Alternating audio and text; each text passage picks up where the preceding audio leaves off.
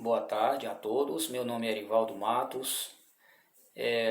Peço a vocês que você não é inscrito no canal Erivaldo Matos, se inscreva no canal, ativa o sininho para você receber sempre notificações.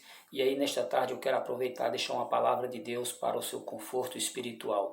Esta palavra se encontra na Epístola de Gálatas, capítulo 6, e o versículo de número 7 que diz: Não erreis.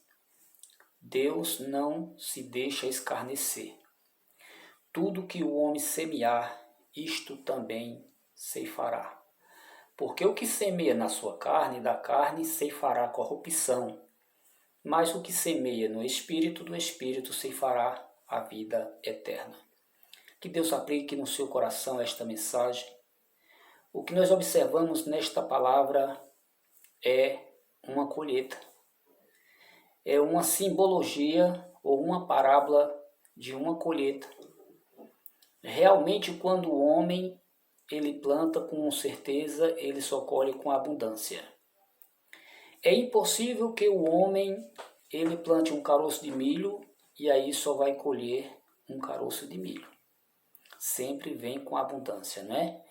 Se ele plantar 3, com certeza vai vir muitas espigas de milhos aí, e assim sucessivamente, aí assim como o feijão, como o algodão, não é?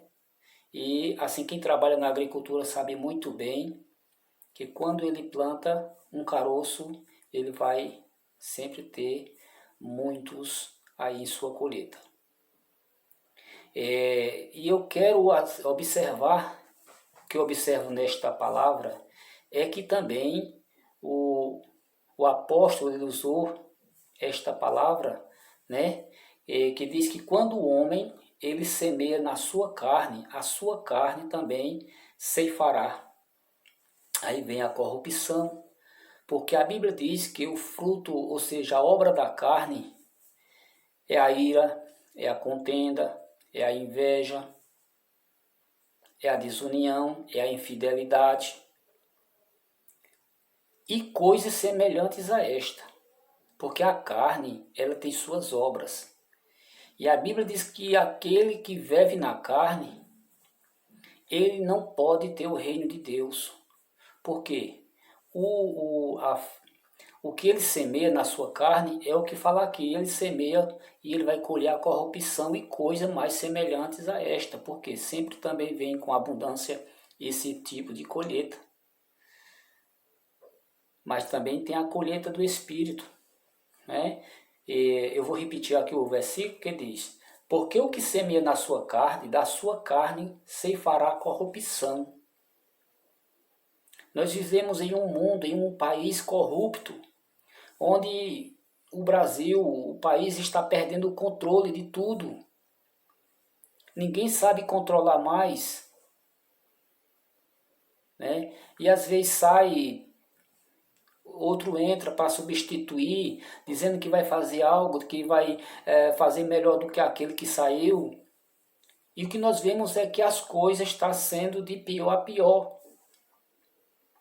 E continuando o versículo, diz: Mas o que semeia no Espírito, do Espírito ceifará a vida eterna. Porque a carne tem obras, mas o fruto vem do Espírito. E o fruto do Espírito são benignidade, bondade, mansidão, temperança, fé. E contra isto não há lei, porque o Espírito ele produz seus frutos. E aí a colheita do Espírito é a vida eterna. Tudo que o homem está fazendo para agradar a nosso Deus é para no final ter a vida eterna, através do sangue derramado na cruz do Calvário.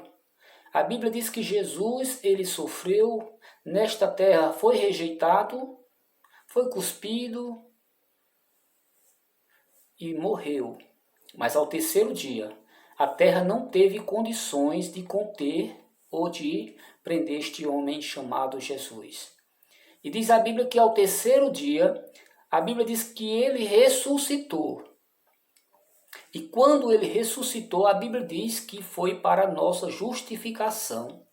Porque antes da morte de Jesus, ninguém era salvo. Antes da morte de Jesus, não tinha esperança. Antes da morte de Jesus, não tinha um plano de salvação. Mas no capítulo 3:16 de João diz que Deus amou o mundo de tal maneira que deu seu Filho unigênito para que todo aquele que nele crê não pereça, mas tenha a vida eterna. É o que a palavra está dizendo aqui. O que semeia no Espírito, do Espírito se fará a vida eterna. E a vida eterna ele veio através da morte e ressurreição de Jesus. O próprio Jesus disse, aquele que morre, mas aquele que crê em mim, mesmo morrendo, esse tem a vida eterna. A Bíblia diz que a salvação é para aquele que crê. A salvação ela é individual. O pai não pode salvar o seu filho, garantir a salvação para seu filho. O filho não pode garantir salvação para seu pai, para seu tio, para seu sobrinho. A Bíblia diz que a salvação é individual. Porque a alma que pecar, essa morrerá. Né? E a Bíblia diz que o dom gratuito de Deus é a vida eterna. O dom gratuito de Deus. Diz assim, pela graça sois salvos, mediante a fé. Isto não vem de vós, é dom de Deus. Não vem das obras para que ninguém se glorie. Porque se viesse pelas obras, né, cada um estava se gloriando porque estava fazendo isso, estava doando aquilo para alguém e tal, e achava que fazendo isso a salvação estava garantida. Não, a salvação é uma dádiva, um presente de Deus através da morte e ressurreição de Cristo para a nossa justificação. Romanos 8:31 diz, agora pois não há condenação para os que estão em Cristo Jesus, que não anda segundo a carne, mas segundo o Espírito.